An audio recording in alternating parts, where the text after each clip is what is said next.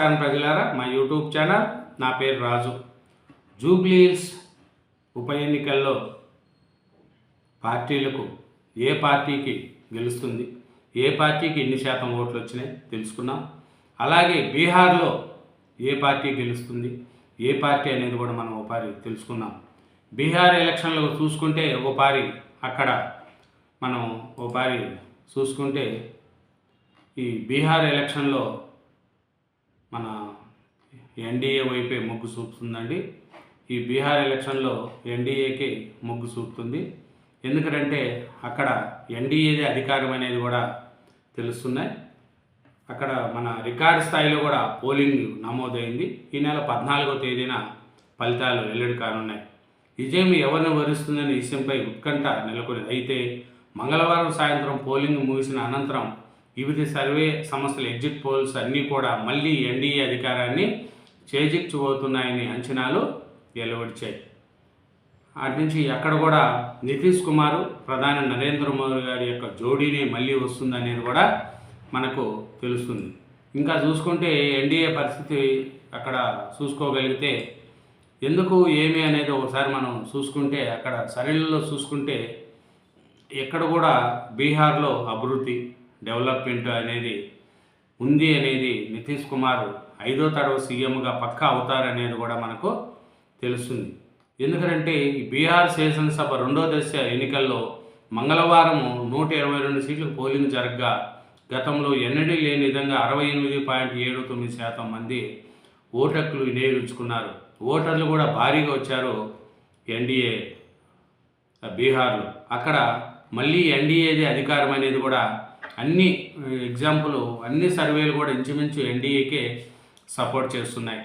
ఇంకా చూసుకుంటే ఎన్డీఏకి 147 నుంచి 167 మధ్య ఇంచుమించు సీట్లు వస్తాయనేది కూడా ఇంచుమించు అన్ని సర్వేలు కూడా చెప్తున్నాయి.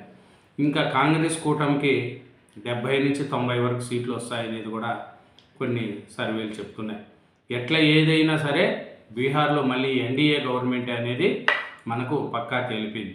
ఇంకా మన జూబ్లీహిల్స్ చూసుకుందాం. జూబ్లీహిల్స్లో మన పోలింగ్ వచ్చి 50% లోపే జరిగిందండి. 50% లోపే జరిగినా కూడా అక్కడ చివరిదాకా డబ్బులు పంచినా కూడా కొంతమంది గడప దాట్ల ఓటర్స్. ఎందుకంటే 48.47 పోలింగు 2023 కంటే 1% అధికం వచ్చింది అంతే. కాంగ్రెస్ కార్యకర్తలు దొంగ ఓట్లు వేస్తున్నారంటూ పలు చోట్ల బీఆర్ఎస్ వాళ్ళు కూడా నిరసనలు తెలిపారు. అక్కడక్కడ లాఠీ చార్జీలు జరిగినాయి. కౌశిక్ రెడ్డి, పెద్ద సుదర్శన్ రెడ్డి తదితరులు అరెస్ట్ చేశారు. అక్కడ ఈ జూబ్లీహిల్స్లో చూసుకుంటే కాంగ్రెస్దే సీటు అని కూడా అన్ని సర్వేలు కూడా చెప్తున్నాయి. ఇంకా చూసుకుంటే కాంగ్రెస్కు అస్తం పార్టీకి 6 నుంచి 8% ఓట్లు అధికము వస్తాయి అనేది కూడా తెలిసే. దాదాపు అన్ని ఎగ్జిట్ పోల్స్లో అదే తీర్పు. బీజేపీకి అయితే నామమాత్రం ఓట్లు పడినాయండి. 6% కానీ 5% వరకే బీజేపీ పరిమితమైంది.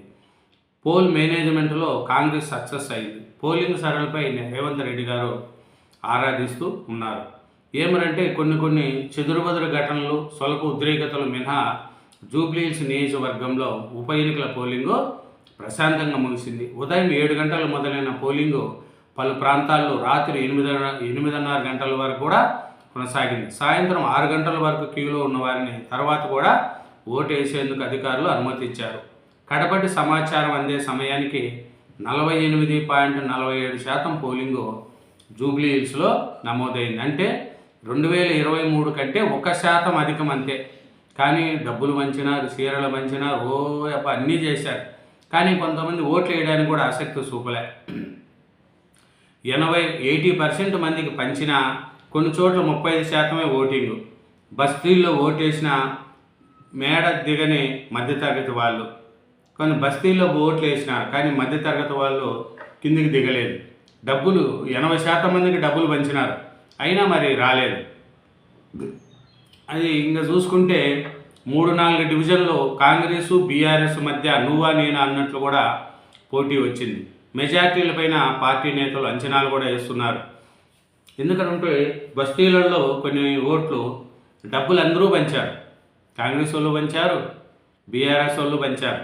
అయితే జూబ్లీ హిల్స్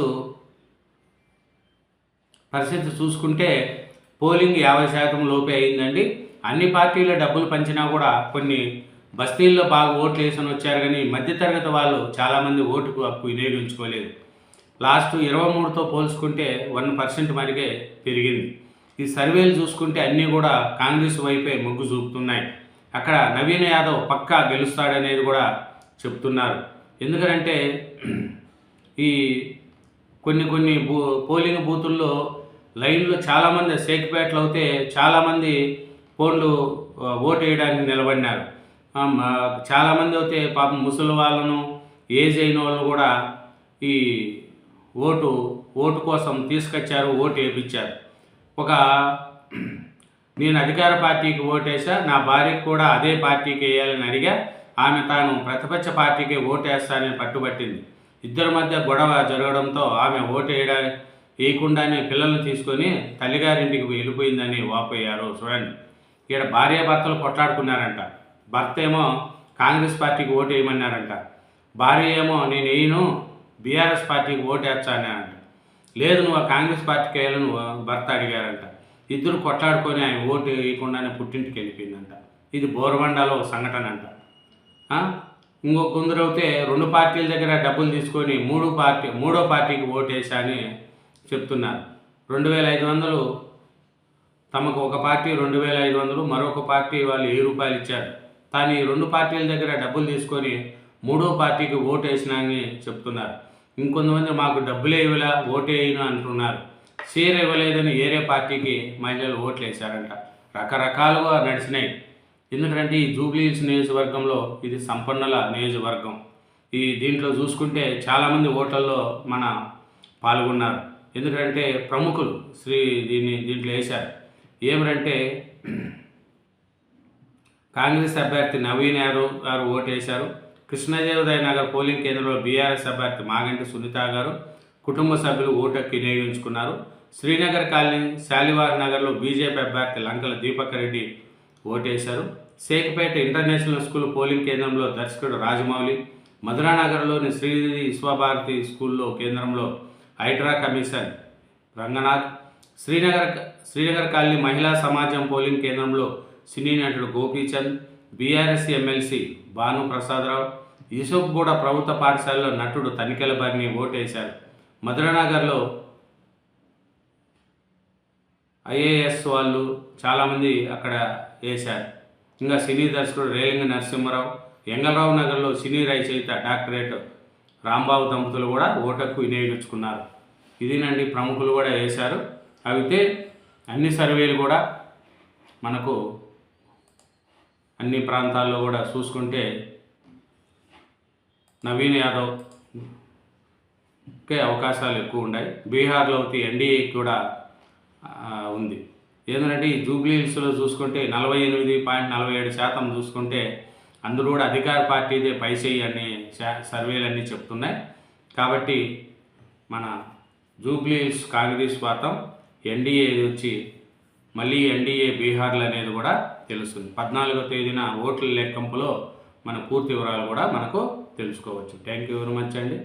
ఛానల్ సబ్స్క్రైబ్ చేయండి, నా వీడియోను లైక్ చేయండి. Thank you.